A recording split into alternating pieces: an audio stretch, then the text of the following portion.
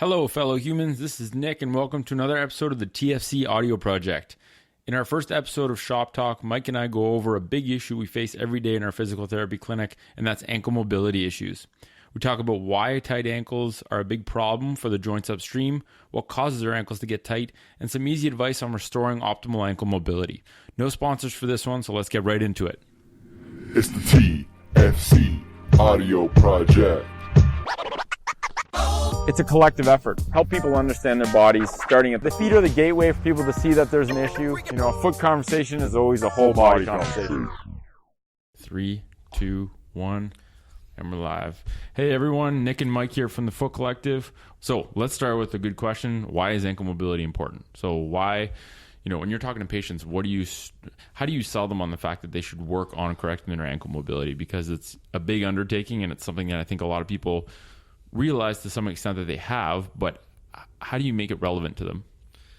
Yeah, it's really, I used to not think of it as something that was that important, but until I realized the ankles are involved in literally every pattern you do that's on your feet. So the big patterns that we look at are walking, running, squatting, things like that, going up and down the stairs.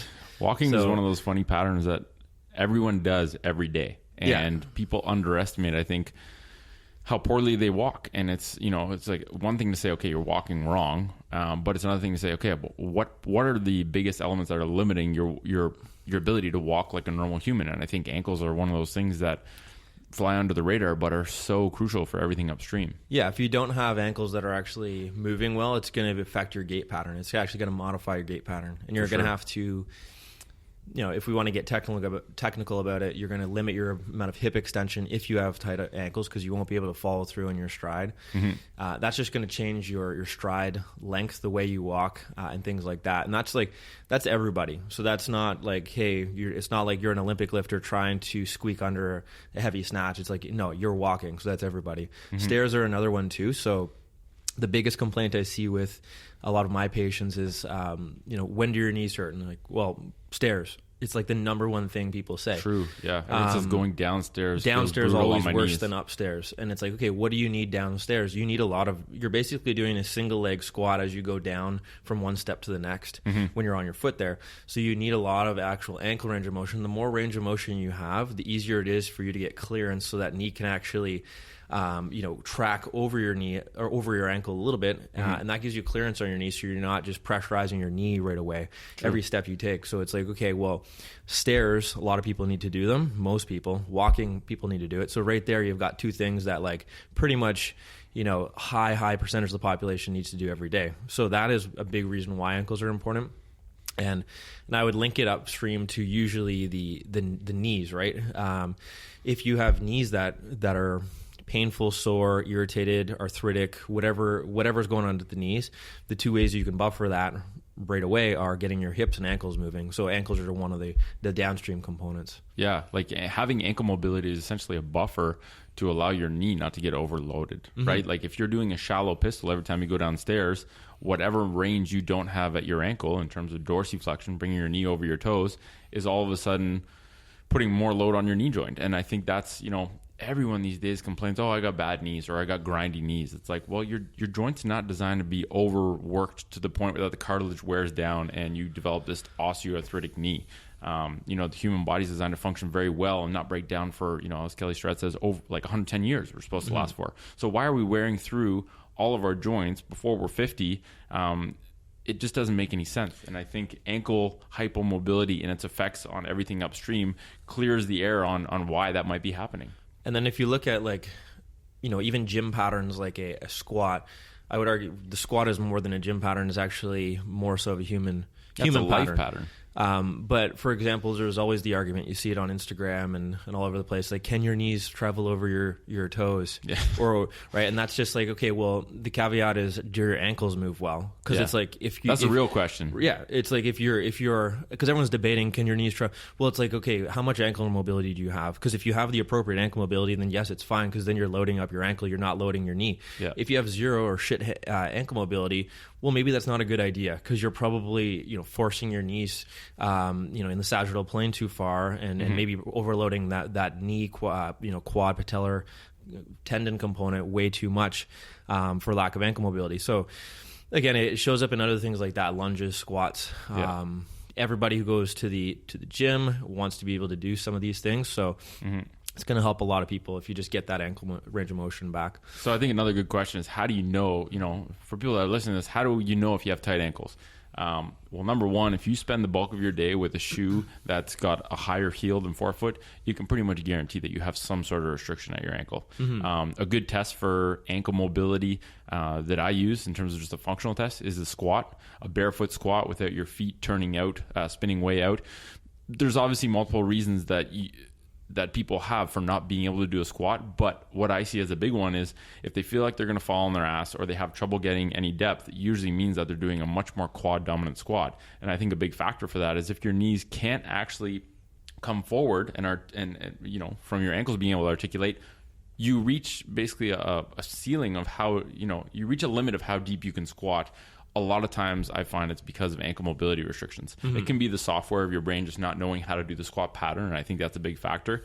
But if your ankles are never actually exposed to their end range on a regular basis, then why would you expect to have enough range to go down into a deep squat pattern? And I think, that's a good screen. If you want to use a screen to repeat and see if you're improving your ankle range, go and do a deep squat every day with your feet. The foot position really doesn't have to be dwelled on too much. Just don't let your feet spin out or your heels lift off the floor. And every human should be able to do a barefoot deep squat as a resting position, right? Maybe not to the depth that you would do if you loaded up that movement with a weight, but at least go down and be able to feel comfortable into a squat. And if you can't, which most people listening to this won't be able to do that, but you have to start somewhere. So assess it, try it, see how it feels.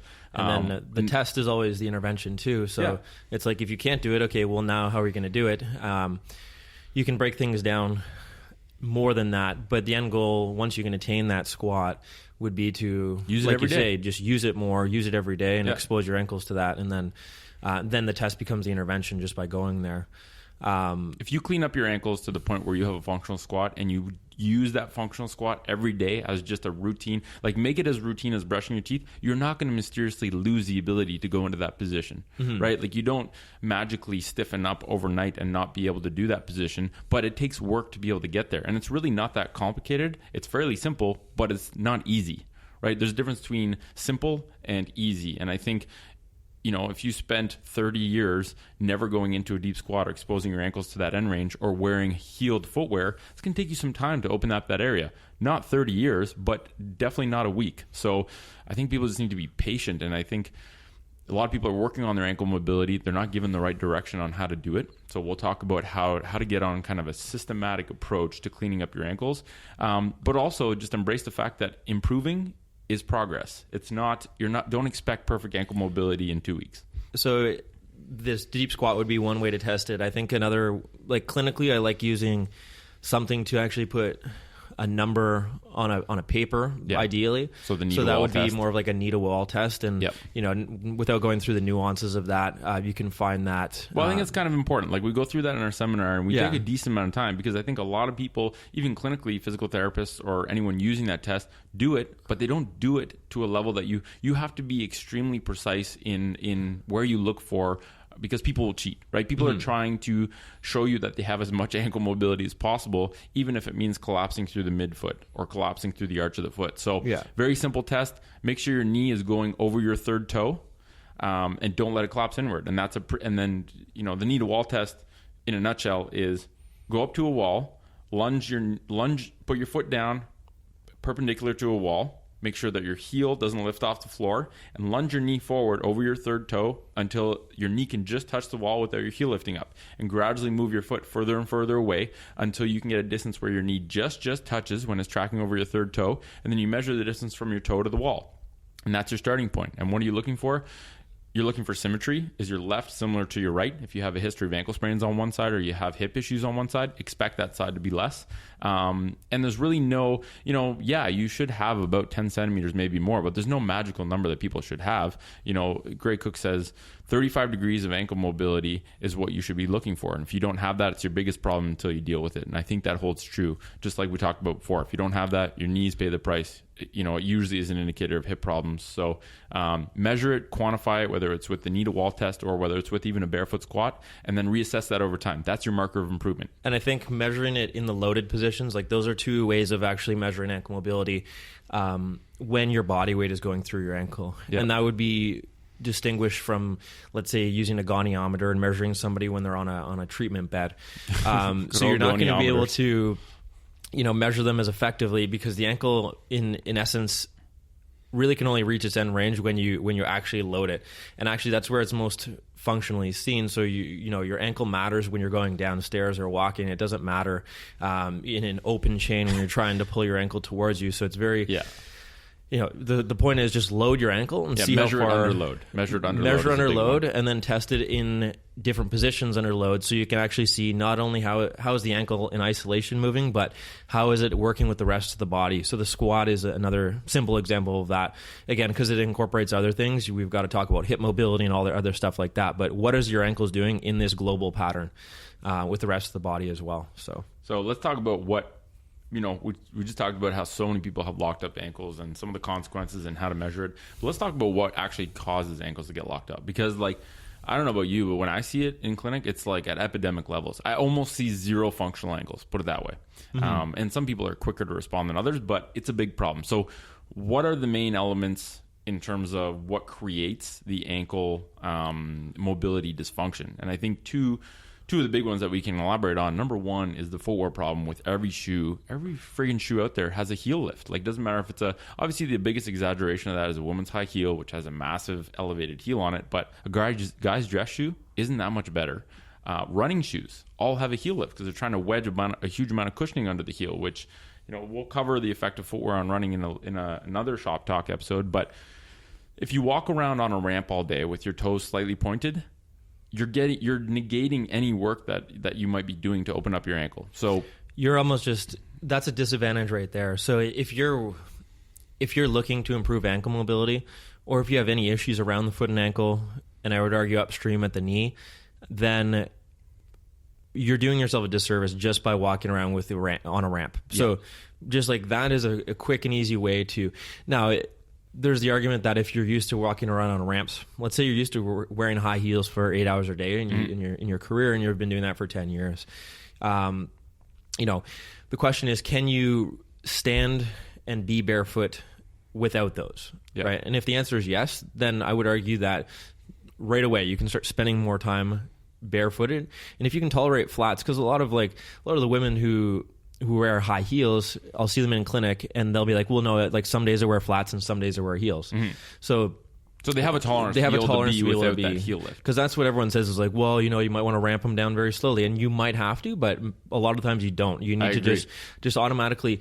Now, you at the caveat is you might have to get them working on it right away, and we usually would too. So making sure working on tissue, calf tissue, loading their ankles, stuff like that. But just being flat will allow them to actually load their ankles quite a bit, even in their walking, like we talked about. So just being flat, it starts being a mobilization, and it starts being the treatment in and of itself. You're so right. The first step is just getting them out of those heels, because why would you, I was treating I'm treating a police officer right now, and he's more of like a desk job police officer, but he's wearing these heels, and we're treating directly a problem with his Achilles and his ankle. So it's like he just keeps going back to that, and I'm like, have you? And I keep trying to tell him, and he's eventually he's starting to get the message. So he's spending more time barefoot, but he's just like, I can't do it. So we've showed him the options. There's shoes that you can get, and that's one of the things is like we need people to be aware of options they have to be flat too, right? And one of it is spend more time barefoot around the house and whenever you can. But the other option is just look for a shoe with no heel on it and wear that to work. Something that you can wear to work, something that you can wear to the gym. Wear it as your everyday shoe. If you're going walking around, shoe. like getting rid of the heel lift is, if you think of the sequence whenever I treat people, I think, and this is from Greg Cook too, is protect, correct, develop. Okay, before you can tell someone how to correct a problem, get rid of what's causing the problem in the first place. Because if you don't do that, you make very slow progress, if any. So protect is just get rid of the shit that's making your ankles worse off and harder to open up. So get rid of the heel lifts, walk on a flat surface. Humans aren't built to walk around on ramps, and there's consequences all the way up the kinetic chain in terms of the knees, the hips, and even the upper back that happen when you walk on a ramp. But we won't go into too much detail about that. But get rid of the heel lifted shoes. At least make your regular day-to-day shoe that you spend the most time in a shoe that's flat. That's a good start. Like you said, going from a regular heel lift to flat is actually the first mobilization. That's the first step. Get rid of the cause of the ankle problem, but also just start mobilizing your ankle day to day when you're walking around, standing, all that kind of stuff. I would say that so that's the heeled footwear. Yeah. I would say another issue is just global hip mobility issues primarily from the sitting that we all do. Yeah. So once people start getting robbed of hip extension, which the sitting position directly starts to rob you of that. If you're spending so much time in hip flexion, then it's difficult to actually extend your hip behind your body. And if you can't extend your hip, you can't access a lot of the important stabilizers and propulsion muscles in your posterior chain that help you move forward, but also help give your lower leg stability. So if you can't access stability from the right muscles, a lot of other muscles now have to turn on and take on the role of a stabilizer that aren't designed for that. And one of them is the calf, I think. Oh, for sure. Because now, if you can't get your hip behind you, you can't ride out your ankle range of motion, and then naturally push off at your end range ankle and big toe, where that's where propulsion is supposed to happen.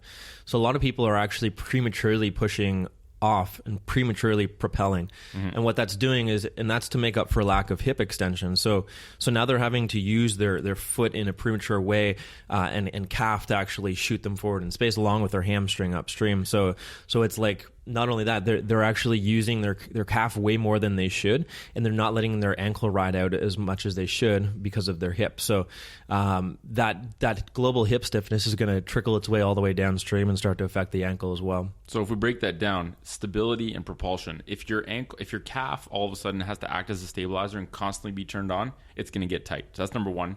If your calf has to do the work of your ass to propel you forward because your glutes can't push off when you're walking or squatting or running, then your hamstrings and your calf have to do that work, and they're not designed to take that load. Like, your glutes are a massive powerhouse. If that's the primary engine of your body, and you're now using your secondary and tertiary engines to do the job of the primary and their own job, I think that's where, and this was like a massive revelation to me in terms of opening up ankles and doing it quicker, was getting people to restore their hip in order to get rid of the ankle problem, instead of just doing the old tissue work, capsular mobilization, spending time at end range, which have a place and they're important. But I realized that getting someone to spend 5 minutes on a balance beam after opening up some hip extension to offset their sitting immediately melted away tons of calf tone. And I was like, it didn't make sense to me initially. And then I heard Greg Cook explain it.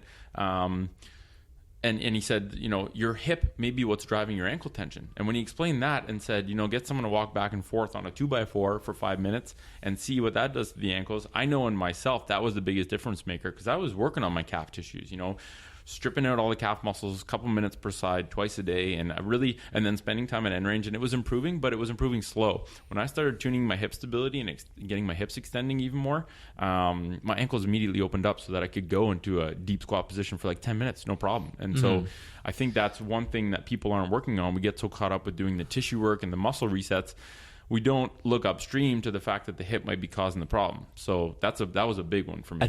And clinically, like, I've seen it so often, and once you see a pattern emerge more and more, it's just pattern recognition at that point, and it's like the amount of people. Like, my most recent one last week was a guy with he came in and Achilles issues and tight calves. And I'm like, how long has this been going on? 10 years on and off. Those are the craziest ones. How has this not been dealt with for 10 years? Same thing. And then actually you get a little bit deeper, and it's like, I have a series of torn hamstrings too. It's like, okay. And he's like, I'm always tight in the hammies, always tight in my calves. I have to roll them all the time. Picture. Okay. And then it's like, okay, let's test your hip extension.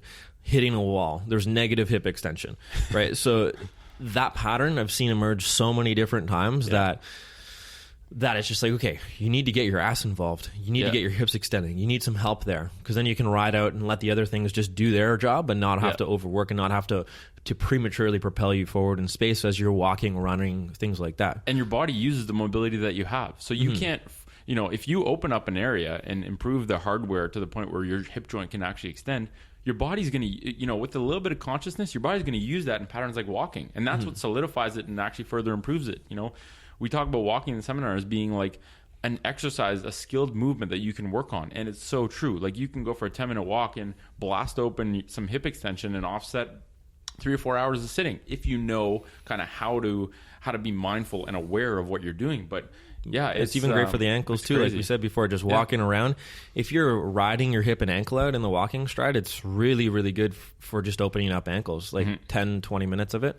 So, and when we say riding out, basically what we're talking about is letting your foot be stuck on the ground for slightly longer so that it goes further behind you when you're walking. So feeling, you know, that end range ankle kind of position, feeling the end range hip extension position, and working into that repetitively. You know, walking is this crazy, beautiful movement that I never had any respect for and never paid any attention to before. And now it's like, that's my go-to for, you know, after...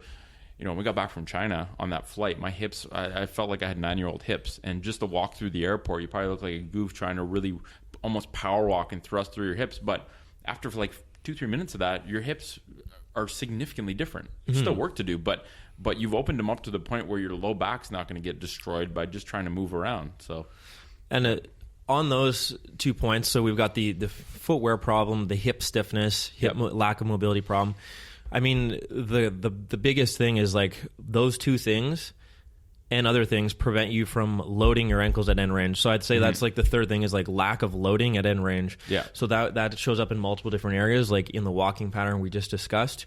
If you don't have the mobility to load your end range, or if you don't have your hip extension, if something's preventing you from getting to end range, then you're not spending time at end range. If you're not exposing your body to a squat position, if you're just not using that end range ankle on a regular basis, you're not going to have it. It's like the use it or lose it principle. So I think people just don't use deep ankle positions anymore nearly as much as they should, and then that's just, you know, it's like the cast effect. If you're not putting something in a position, you're just gonna wherever the current position is and however you're currently using it, you're gonna be stuck with that same position. Why would it change if you're not applying a stimulus for it to change?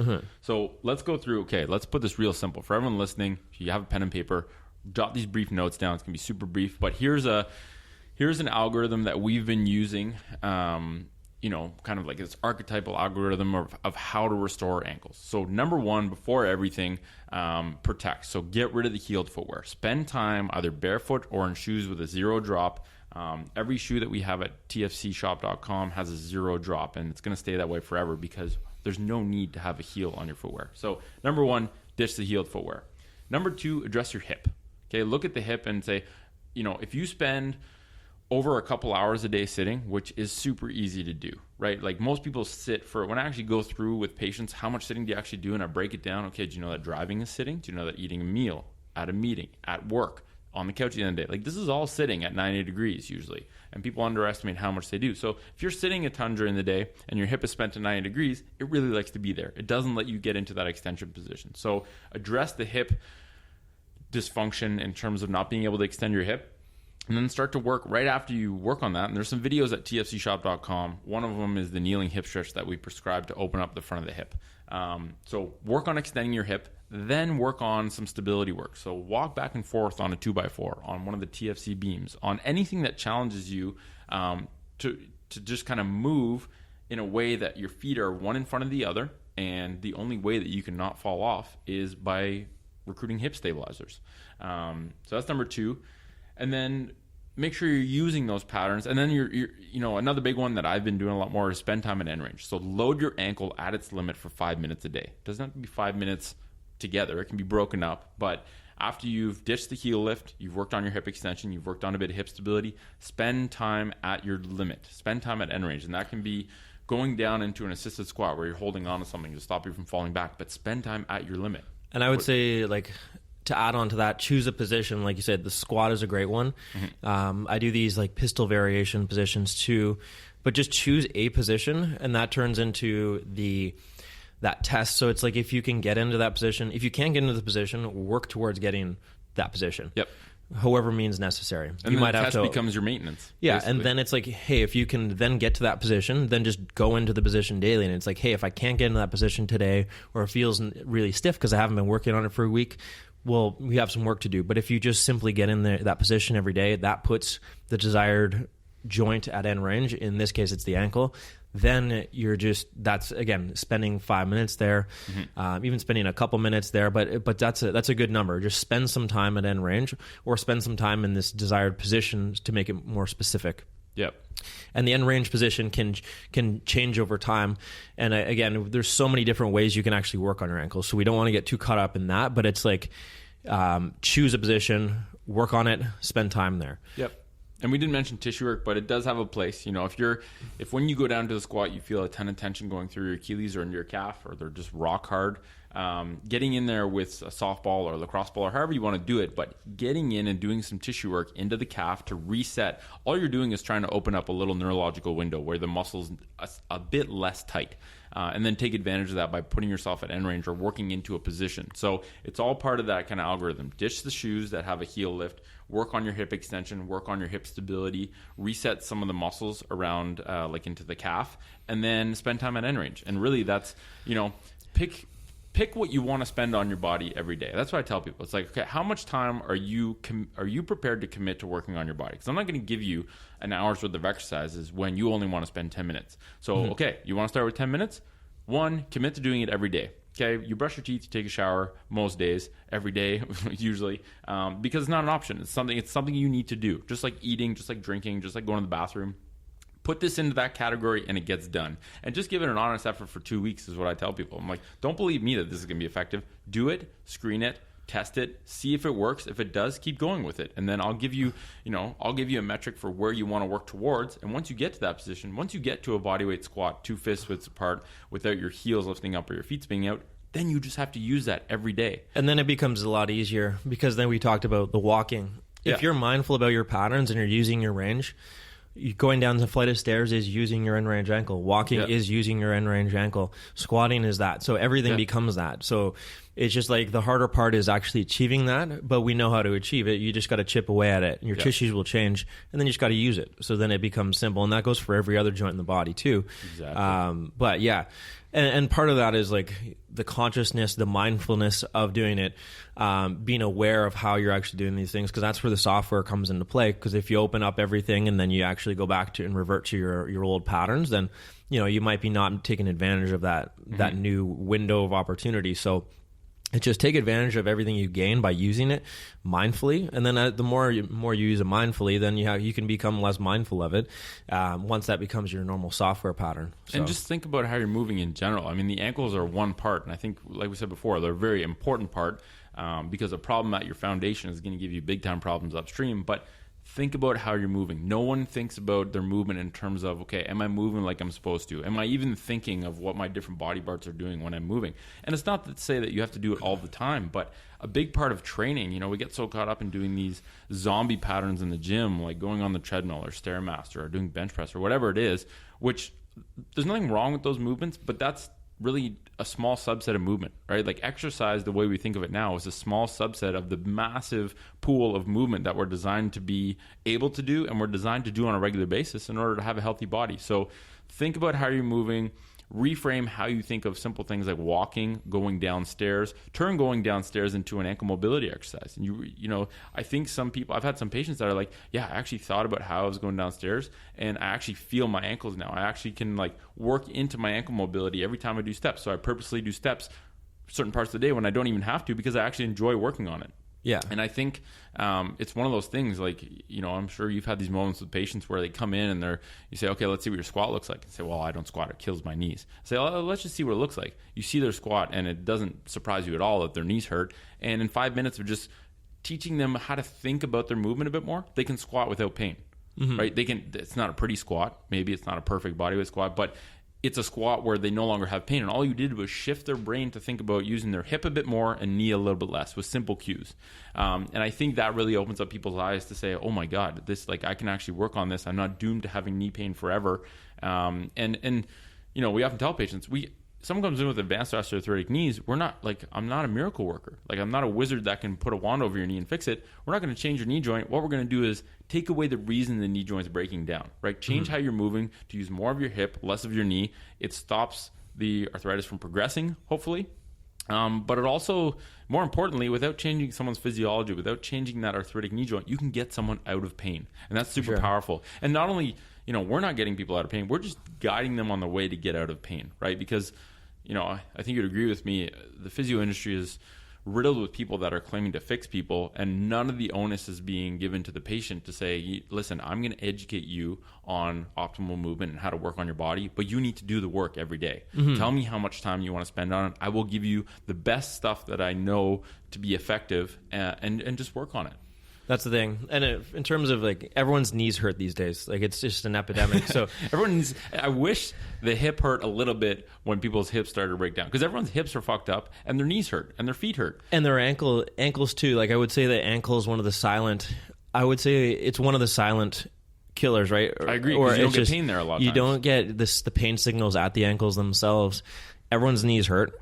No one feels hip pain and ankle pain. And again, that's just a generalization. A lot of people do have issues around the hips, but and if you treat the symptoms, you get nowhere. You get temporary relief. So you've got to look at, again, those root causes, and ankle is just one of the big components of helping people with those knee issues, because then people turn it into like, I'm the person with bad knees. I can't do this and that. I can't go on my hikes anymore. I can't even walk downstairs. Like, I want to take the elevator because I have bad knees. These are all things that are like, okay, we got to look at the big picture here, because you're not the person with bad knees. You might just need to open up a couple windows up and down the stream of them, learn how to move a little bit differently, and you can offload things. And that makes it's always a long-term game. I think in the long term, I don't think in the short term. So it's like, everyone wants to get out of pain like now, and that's good, and we can often get people out of pain pretty quickly. But really, if you don't address those root causes, then what's your movement going to be like in 10 years from now? Are you going to be, if you keep going down the road you're going on, are you going to be the person who limits what they do when they're in their retirement ages, and who can't do anything because they identify with having bad knees? Exactly. Or are you going to be the person who has started somewhere, worked on it, and then 10 years down the road, even 20 years down the road, you're in a whole different spot, and you are doing many different things that you didn't think you would be doing. And so just giving people a chance and then guiding them on the short term, but also giving them a view on the long term and why it's important in the grand scheme of things, because what you do now is affecting things way down the road. And that's an insanely powerful motivator, right? People don't even know that it's possible for that to happen. People don't know that it's possible that in 10 years you can feel 100% better and move 100% better than what you move like right now. I think people look at their body as having a best buy date of 50, and then after that it's a steep decline. It's like, well, no, your body changes. Expose it to the right stuff and it improves. No, exactly. Everyone thinks their body is just like its best days are already gone, right? And that's like it's just an idea that you have to put. And it's like, no, if you can change your body, and again, in the end, we're all going to die, but you can change your body in the meantime, and you can just really optimize your movement and your mechanics over a lifetime, and you can continue to practice moving better over a lifetime too. There's no reason. Now, your absolute strength might go down, your sprint speed might go down, but you can keep becoming a better and better mover over time as long as you keep that hardware moving well. And that, coming back to the ankles are a big component of that.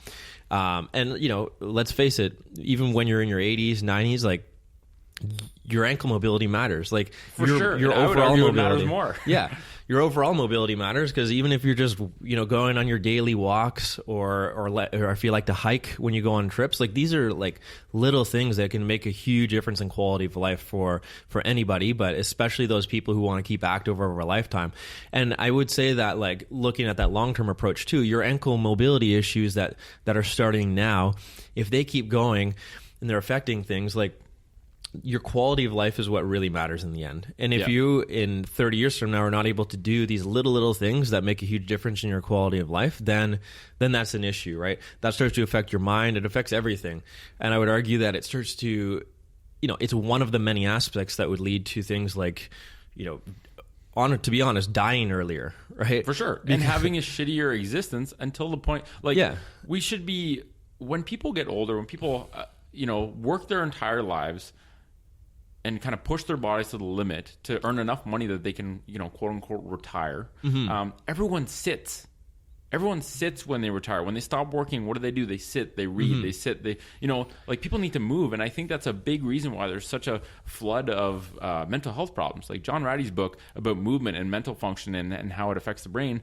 If you don't move, your brain starts to wither away and shrivel up. For sure. And you need when you're in your 60s, 70s, 80s, 90s, 100s, because I think that's going to be more relevant. People living into their hundreds is going to become more and more common through our lifetimes rather. It becomes more relevant. If you sit, you degenerate quicker, both in your body and your mind. And I think we need to change that tide of when you retire, you become more active, you move more. It's a chance for you. Your job is now prolong the life of this machine you have. You only have one. May as well make sure that it holds up what you want to do or lets you live the life you want to live for as long as possible. And your brain. That's the common thing with a lot of this, like centenarians that you'll see. So the people who live into their hundreds or beyond, the common theme is they've kept moving. And you see stories on them all the time. Oh, what's your secret? Oh, nothing. I kept moving. Right. And along with that comes diet, basic, sleep true. And stuff like that. But it's like the common theme is, just moved a lot. I walk every day. I'm out there. I go for hikes.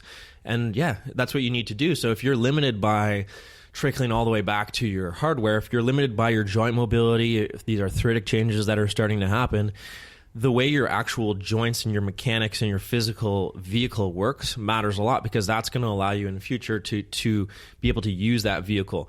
And it's like doing the oil changes on the vehicle now, making sure the vehicle actually runs smoothly and works well and all the parts are working well matters a lot in the long term. I think that's the biggest message that we want to get along. Yep, I agree. All right, guys, we're going to wrap this up. Hopefully you guys benefited from understanding the ankles a little bit better. Fix your damn ankle problems. It matters. It's a huge mistake. It's a huge problem that so many people have. Start with changing your shoes, getting rid of the ramps that you're standing on. Get on a daily routine of working on things. Retest your positions. And be motivated. Keep working at it. And we'll catch you guys at the next Shop Talk episode. Thanks for listening.